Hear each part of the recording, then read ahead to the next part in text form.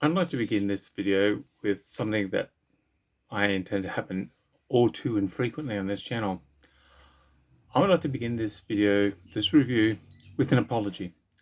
I did a video recently in which I voluntarily shot myself in the foot in a way that I didn't consider offensive, but clearly many of you in my audience have considered offensive. So I am deeply sorry for my previous reviews of this gin, which is Puss Mew honey and coconut gin. The review, no point looking for it, has been removed. Okay, so mea culpa. I'm deeply sorry for any offense that I may have caused anyone. It was unintentional, and I will not repeat the act of stupidity which I so freely engaged in. Okay, it's good to apologize is healing for the soul, and like I say, if I've offended you, the now deleted review, then I am deeply sorry, and I promise not to repeat the error. Okay, so let's get on to the Puss Mew Honey Coconut Gin Review Mark II. This is going to be done a bit differently. We will hear the sound of happiness. And now, I have only recently had the pleasure of visiting the distillery itself. Selena and I went off, had a wonderful evening together. The staff were knowledgeable, they were friendly, they were passionate about what they did. The distillery itself, which is in Varman Court in Nunawading in Melbourne's east, is well and truly worth a visit for a meal and to hang out with people who really know what they're doing. I think the owner's name is Debbie, and a big shout out to Deb, because this girl is a pleasure to be in here because she is so passionate and knowledgeable about what she does. So, passionate and knowledgeable bit. I suddenly have a cup that is clean, so unfortunately that's not gin in it. Bottle on the nose. The nose on the bottle itself is intensely coconut. It's just even in this confined space. With my hooter, which is at times apparently big enough to smell the coffee in Brazil. So I'm going to go for a little bit. And this is at room temperature. Now I will admit I have drunk this neat.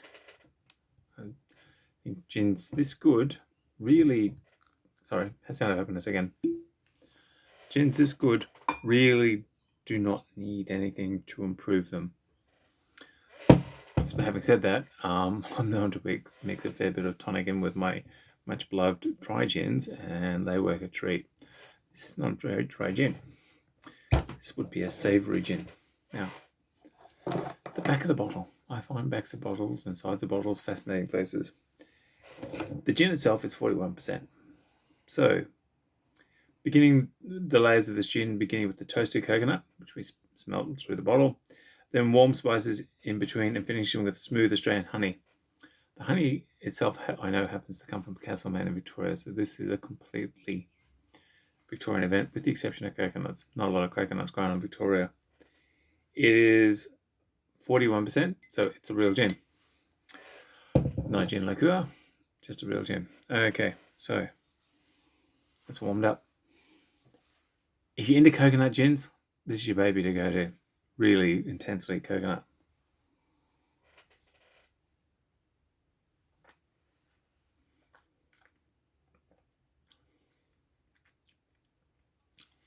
Coconut at the beginning. There's the burn, I can taste cinnamon, and I breathe out honey.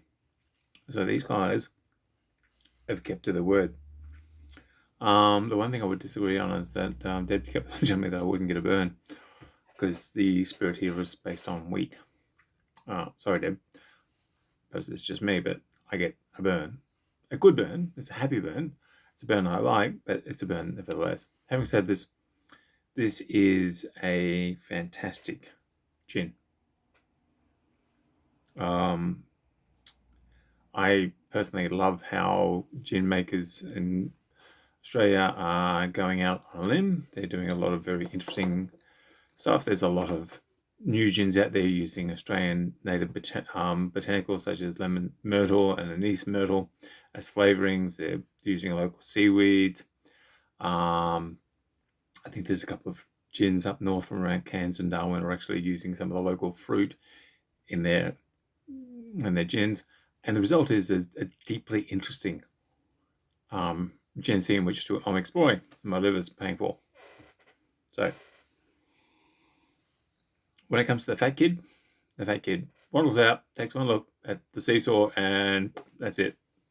Keel's over. He's out. Lights are gone. That's it. Thank you, Frank. We're done for the day. It really is extremely good.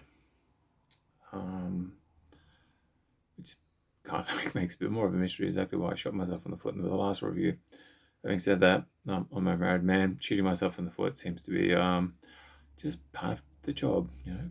As I said to someone recently, I spent a lot of time on my knees sucking up because I've screwed up and I need to suck up to get myself out of the bad books, or I've screwed up and she hasn't found out, and when she does find out I need to be having the goodwill, or I just go out and suck up because well, I'm going to screw up anyway. I might as well have as much goodwill as possible. And the most dangerous question that Celine ever asks, the most dangerous response Celine ever gives me when I've screwed up in the case of what have I done wrong, and the answer is, well, if you don't know, I'm not going to tell you. Which, for a neurodiverse person like me, I've got all sorts of lists inside my head, and it's okay, which one do I admit to?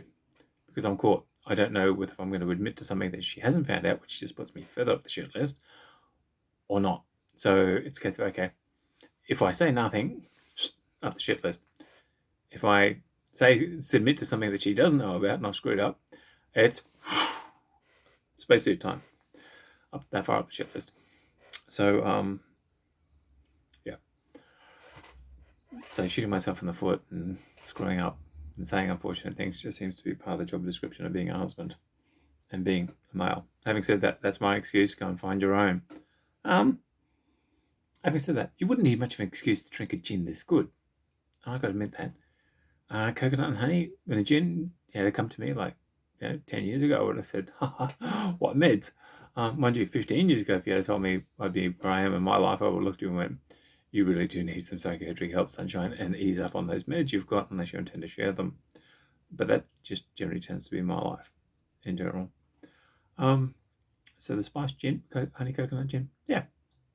I go out, I get some, I do yourself a favour, Molly Meldrum moment, and go to the distillery itself, experience this sucker up firsthand with the people who helped make it, help create it, design it. Well worth a trip out to Nunawading and the gin distillery itself. Varman Court's in close to the intersection of Whitehorse Road and Springvale Road. It's on the southern side. It's on the railway line side. So coming from Box Hill, it's on your right.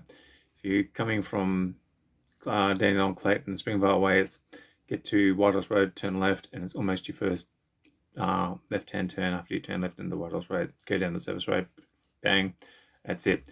There's Hard Rock Climbing Centre in the same street for those of you who are climbing aficionados, as well as connoisseurs of fine gin. So yeah, that's why I go and try it. Also, I don't know of any bottle shops that stock this, but the distillery obviously still does. So do yourself a favour, subscribe, like. If you've seen this and you've unsubscribed, please resubscribe. I yet again offer my fullest apologies and most abasement of regrets of my stupidity. It won't be repeated. I'll learn my lesson. It took me long enough. I'm a slow learner. I'm Odin. There are a number of other quality gins coming in, and thank you for your time and patience, and just subscribe button, please. Okay, I'll catch you.